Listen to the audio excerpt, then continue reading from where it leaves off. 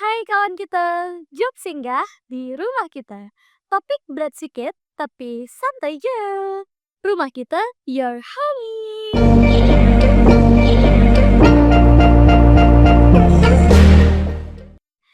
Aku Desti, anak kampus biasa yang kadang mikirin hal-hal nggak biasa. Hari ini aku mau bahas satu topik yang mungkin pernah lewat di pikiran kalian. Mending nggak punya utang atau nggak punya tabungan? Pernah nggak sih kamu ngerasa semua orang itu nyuruh kita untuk punya tabungan? Tapi realitanya malah ngutang untuk bertahan hidup.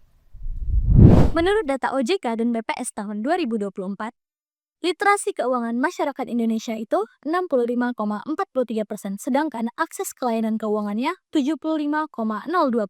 Artinya apa? Artinya masyarakat Indonesia sudah bisa ngutang lewat pinjol, pay later, ataupun kartu kredit. Tapi nggak semuanya paham resikonya.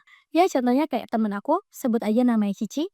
Jadi satu ketika ibunya itu jatuh sakit dan dia panik. Dia lagi nggak punya pegangan, akhirnya dia pinjol. Awalnya cuma 500.000, tapi 3 bulan kemudian naik jadi 1,4 juta.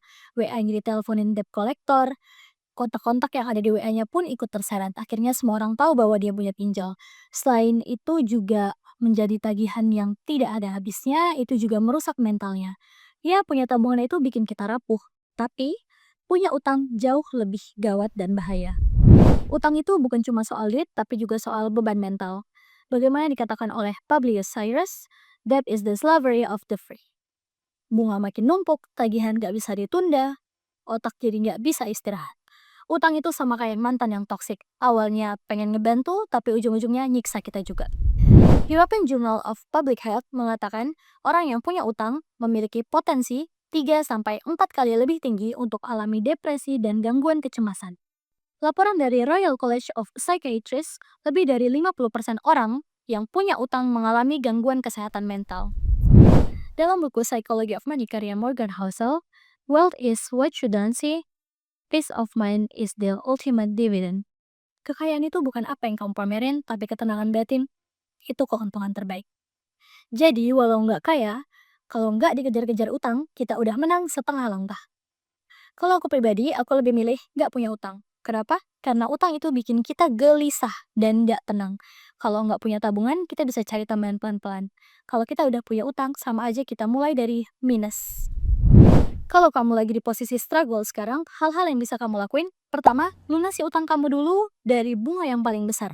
Kedua, mulai nabung walau cuma 5.000 seminggu, karena itu udah satu langkah yang bagus.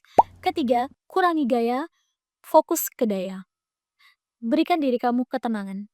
Give yourself peace. Karena utang itu merampas masa depan dan menabung membentuk pondasi.